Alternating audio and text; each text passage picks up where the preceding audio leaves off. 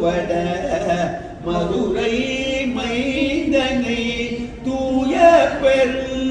நீர் யமுனை துறைவனை தூய பெரு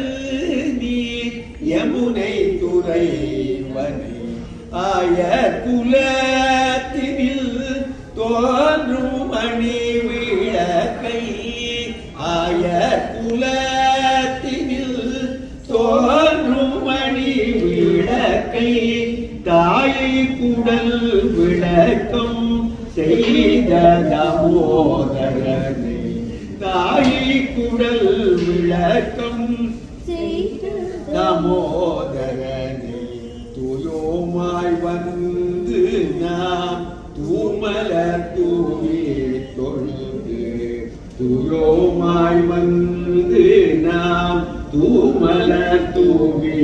தொழுது வாயினால் பாடி மனத்தினால் சிந்திக்க வாயினால் பாடி